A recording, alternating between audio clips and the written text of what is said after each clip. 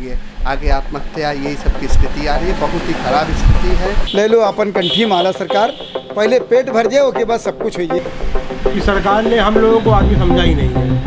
सरकार की तरफ से केवल जो मदद दी जा रही है केवल वो छलावा है। सरकार से हमारी विशेष मांग है कि वो 300 से 400 आदमी का कम से कम या और अधिक 500-600 आदमी तक वो छूट करें। हमारे यहाँ कस्टमर 4 महीने हो गए, आज तक कोई भी कस्टमर हमारी दुकान पर ये नहीं पूछने आया कि भैया हमको आगे की डेट में बुकिंग करा दो।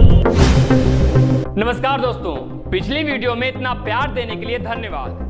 देखकर काफी अच्छा लगा कि आप लोग हमारे साथ हैं। बेरोजगारी पर जो हमारी जंग छिड़ी है वो अभी रुकने वाली नहीं है। शुरुआत में प्रधानमंत्री जी द्वारा एक बात कही गई जिसमें कहा गया कि लॉकडाउन को लोग अवसर की तरह लें। ये शब्द प्रधानमंत्री जी द्वारा बोला गया। साथ ही में ये बोला गया कि आप लोग हिम्मत ना हारे, लेकिन हिम्मत बांधने की कोई सीमा होती है। हिम्मत और सब्र बांधने की कोई सीमा होती है। आज बात होगी उन लोगों पर जो लघु उद्योग चलाते हैं। आज बात होगी उन पर जो सीजनल व्यापार चलाते हैं, क्योंकि सरकार ने अपना पक्ष रख दिया है, एडवाइजरी जारी कर दी है। उसमें सरकार की तरफ से ये नियम बताया गया है कि इस हिसाब से यह सब होगा।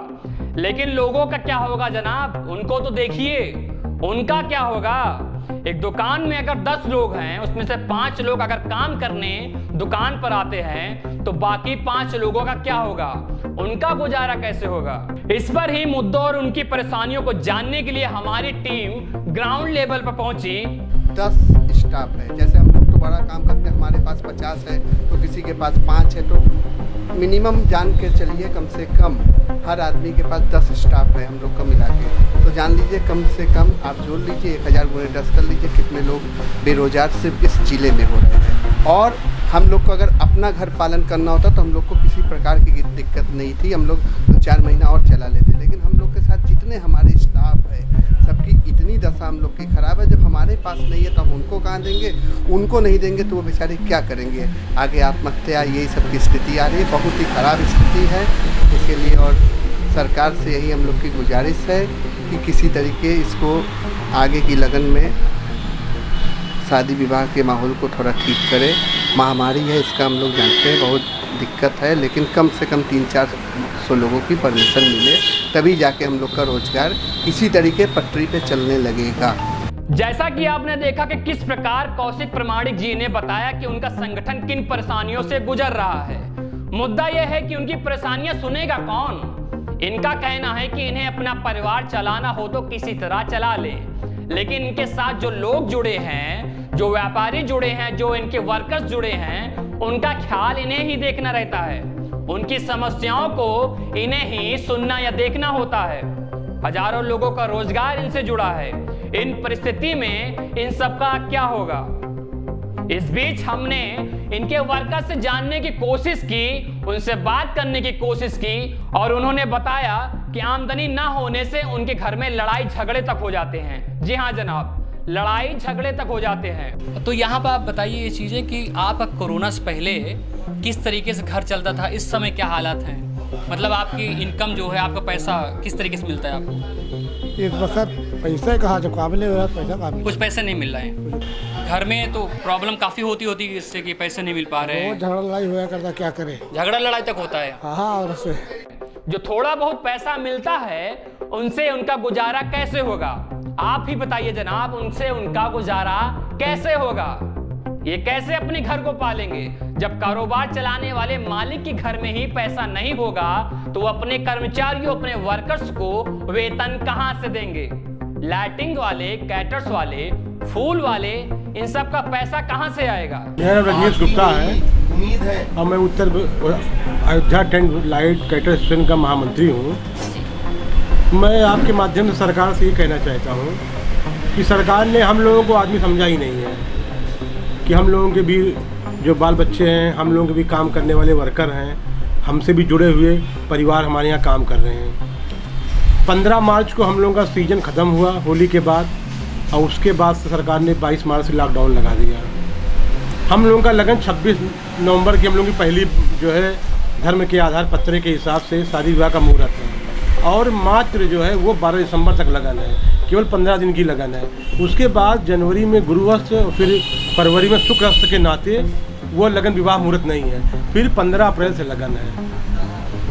अगर गणितीय कैलकुलेशन देखा जाए तो 13 महीने का लॉकडाउन हम व्यापारियों पे लगा हुआ है। मैं बड़े बड़े जो छोटे कर्मचारी, बड़े कर्मचारी हैं जो सरकारी नौकरी करते हैं, वो मार्च के महीने में जब उनको इनकम टैक्स देना पड़ता है तो घबरा जाते हैं कि अरे अब क्या होगा। वो केवल 2 महीने परेशान हो जाते हैं। मैं सरकार से पूछना चाहता हूँ कि हम टेंट व्यापारियों को 13 महीने तक कारोबार बंद है, लगन नहीं है, हम लोगों के बाल बच्चे कैसे जिएंगे। सरकार की तरफ से केवल जो मदद दी जा रही है केवल वो छलावा है और कोई न व्यापारियों को कैटर साला शादी विवाह करने वालों को कोई मदद सरकार की तरफ से नहीं दी जा रही है, केवल बेवकूफ़ बनाया जा रहा है। संगठन के सभी लोगों का कहना है कि 300 से 400 की संख्या अनुमति होनी चाहिए। साथ ही जो जीएसटी 18% चल रही है वर्तमान में उसे घटाकर लॉकडाउन में 5% कर देनी चाहिए, नहीं तो हमारा काम कैसे चलेगा। 50 आदमी और 100 आदमी से ज़्यादा कोई भीड़ नहीं होकर हो, कोई मांगलिक कार्यक्रम ना हो, तो जिससे हम लोगों का तो भीड़ जब इकट्ठा होती है उसी से ही कारोबार होता है, उसी में ही हमारा कारोबार होता है। तो इसलिए सरकार से हमारी विशेष मांग है कि वो 300 से 400 आदमी का कम से कम या और अधिक 500-600 आदमी तक वो छूट करें और हम लोगों का व्यापार अपने पहले की तरह से सुचारू रूप से चल सके, जिससे कि हमारे अपने घर में और हमारे दुकान से जुड़े हुए जो भी कर्मचारी हैं सबके घर में चूल्हे जलें और सुबह शाम दोनों टाइम भोजन पावें लोग और सुखी रहें। अगर सामान्य समय में भी 18% का जीएसटी लग रहा था और इस समय भी 18% का जीएसटी लगेगा तो काम कैसे चलेगा? वो किस तरीके से अपने टैक्स को भर पाएंगे जब उनकी आमदनी ही नहीं होगी। सरकार का एक साथ 100 लोगों का इकट्ठा होने का नियम है। इस नियम पर संगठन के सभी उच्च पद पर कार्यरत अधिकारी इस बात को कह रहे हैं कि इसे बढ़ाया जाए। दोस्तों, मेरा भी मानना यही है कि गरीब और मिडिल क्लास लोगों का एक ही कहना है, इनकी समस्याओं पर सरकार ध्यान दे और इनके जीवन में चलने वाली समस्याओं को दूर करे। और आपका नारा है ना, सबका साथ सबका विकास, इसको सही साबित कीजिए कि सबका साथ, सबका विकास और सबका विश्वास जीतने का नारा जो आपके द्वारा दिया गया उसी को अमल में ले आया जाए। बस सबका विश्वास आप पर कायम रहे, यही हमारी अपेक्षा है आपसे। और वो विश्वास जब भूखे पेट भजन न गोपाला, जो भी उसकी लाइन है, ले लो अपन कंठी माला सरकार। पहले पेट भर जाए, उसके बाद सब कुछ होइए। विश्वास भी आप पे कर लेवे, सब कुछ कर देवे। पहले पेट भरे दो, बाद में कुछ काम करो। नहीं तो आपके मंत्री जी द्वारा जो डिबेट हो रही है उसमें ये जो बोला जा रहा है कि रसोड़े में कौन था, अब वो बिल्कुल नहीं चलेगा। वो बिल्कुल नहीं चलेगा, क्योंकि रसोड़ा कभी भी खाली हो सकता है, क्योंकि किसी का भी रसोड़ा खाली हो सकता है, चाहे वो आप हो चाहे हम। धन्यवाद।